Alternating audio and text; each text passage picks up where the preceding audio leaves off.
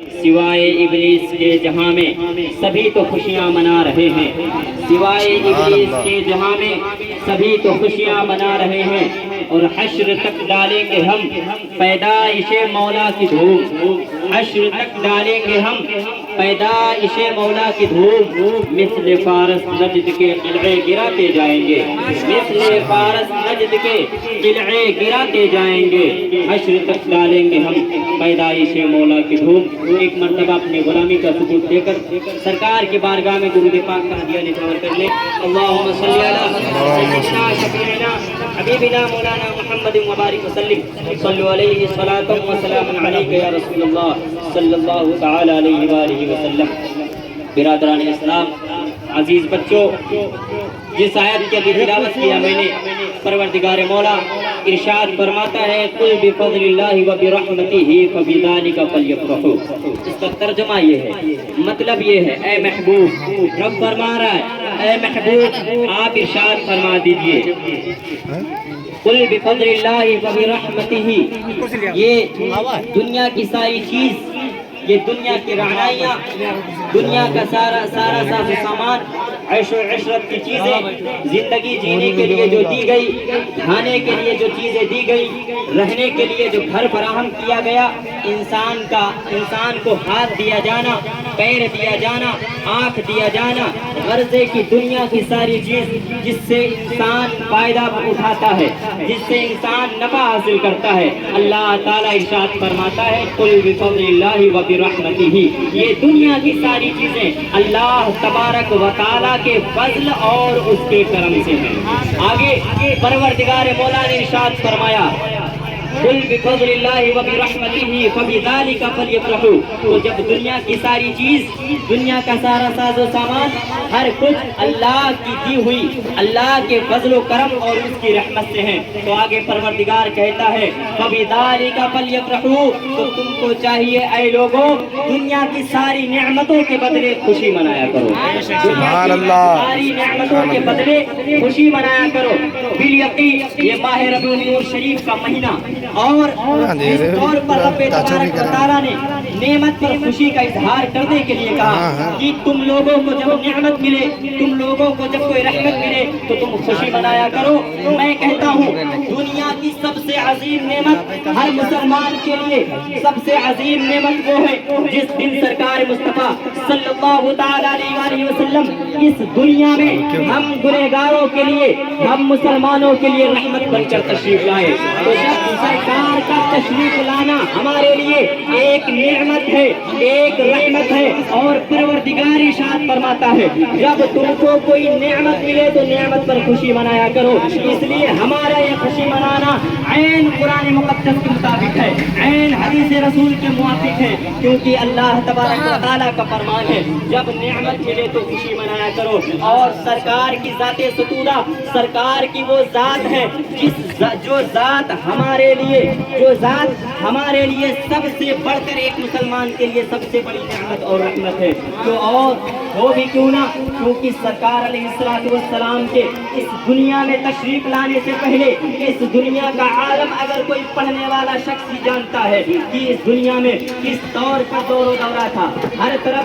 طرف جو ہے چوری عام تھی، رہزنی عام تھی، ڈاکو لوگوں کا دور دورہ تھا، ہر طرف جو ہے غرضے کی یہ کہہ لیجیے پوری دنیا جہالت کی گمراہی میں، پوری دنیا گمراہی میں اور جہالت کی تاریکی میں مبتلا تھی، جہالت کی تاریکی میں پوری دنیا ڈوبی ہوئی تھی۔ جس دن سرکار علیہ السلام اس دنیا میں تشریف لائے، آپ کا تشریف لانا ایسا ہوا کہ یہ دنیا جو ظلمت میں مبتلا تھی، جو یہ دنیا جو جہالت کی تاریکی میں مبتلا تھی، اس دنیا میں ہر طرف رحمت و نور کی برسات ہونے لگی۔ وہ دنیا جو کفر کی جہالت میں مبتلا تھی، کفر کی تاریکی میں مبتلا تھی، اب وہ دن ایسا آ گیا کہ سرکار کے تشریف لانے کے بعد ہر طرف توحید کا دور دورہ ہونے لگا، ہر طرف رب تبارک و تعالیٰ کے نام کی ثنائیں بلند ہونے لگی، ورنہ اس سے پہلے کا معاملہ یہ تھا کہ لوگ کی پوجا کیا کرتے تھے، لوگ پہاڑوں کی پوجا کیا کرتے تھے، لوگ ہر طرح سے ایسے کر کے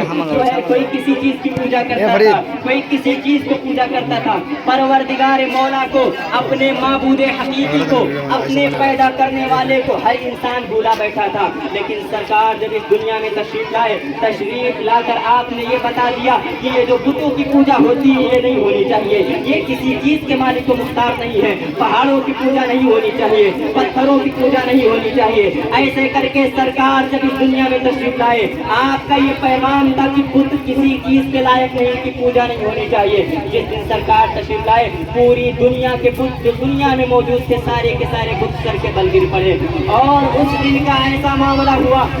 اس دن کا ایسا معاملہ ہوا کہ ملک فارس میں مجوسیوں کی جلائی ہوئی آگ جو 1 سال سے دہک رہی تھی اور بھڑک رہی تھی، 1000 سال سے دہک رہی تھی، بھڑک رہی تھی، اس آگ کا معاملہ یہ ہوا کہ 1000 سے جلتی چلی آئی وہ آگ یکا یک بجھ جاتی ہے سرکار کی صرف اور صرف ولادت کے غم میں، کہ سرکار نے یہ بتا دیا، سرکار نے یہ بتا دیا جو آگ کی پوجا ہوتی ہے اب آگ کی پوجا نہیں ہوگی، جو تم لوگ بتوں کی پوجا کرتے ہو بتوں کی پوجا نہیں ہوگی، اگر کسی کی عبادت ہوگی، کسی کی پرستش ہوگی تو وہ صرف خدا وحدہ لا شریک کی پرستش ہوگی۔ اب سرکار علیہ السلام نے ہم لوگوں کے اوپر اتنا فضل و کرم فرمایا کہ سرکار کا ہماری اس دنیا میں تشریف لانا ہی ایک ہم سب کے لیے سب سے بڑی نعمت ہے۔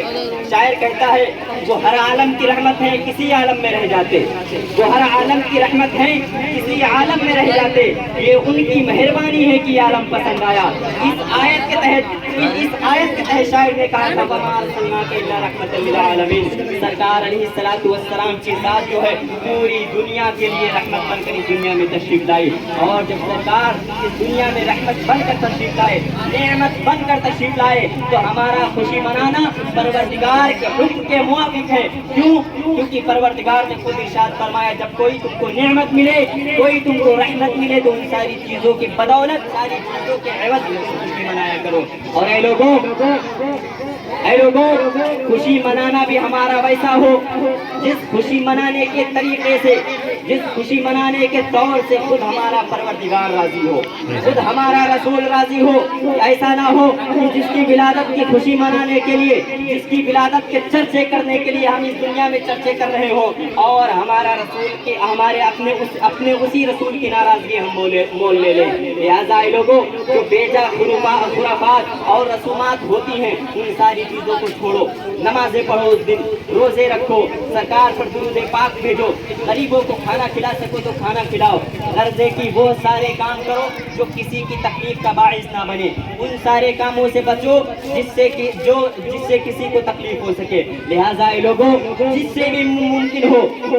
آج تو کرم بالائے کرم یہ ہے کہ اس مرتبے حقیقتاً ربیع النور کی 12 تاریخ پیر کے دن ہو رہی ہے، سرکار کی ولادت دن کے مطابق بھی پیر کے دن ہے اور تاریخ تو عین مطابق وہی 12 ربیع النور شریفی ہے۔ لہٰذا اے لوگوں اس مرتبے اور اچھا موقع ہے جب 12 ربیع النور کی تاریخ آئے، صرف آج کی بات نہیں، اسی سال کی بات نہیں، جب بھی 12 ربیع النور کی تاریخ ہے تب روزہ رکھا کرو، نمازیں پڑھو، گھر میں قرآن خوانی کا اہتمام کرو، غریبوں مسکینوں کی مدد کرو، صدقات و خیرات کرو، اور اس طور پر جیسے بھی اپنے گھر میں چراغاں کر سکو چراغاں کرو، روشنی کا انتظام کر سکو روشنی کا انتظام کرو۔ اس سے ہمارا پروردگار بھی ہم سے راضی ہوگا، ہمارا رسول بھی راضی ہوگا۔ پروردگار مولا کی بارگاہ میں دعا ہے جو کچھ بیان ہوا پروردگار اس میں جس کسی قسم کی لفظش ہوئی ہو اپنے رحمی کریمے کے سب کے وسیلے سے معاف فرمائے، اور ہم سب کو سرکار کی ولادت خوب اچھی طریقے سے منانے کی توفیق رفیق عطا فرمائے۔ السلام علیکم ورحمۃ اللہ تعالی وبرکاتہ۔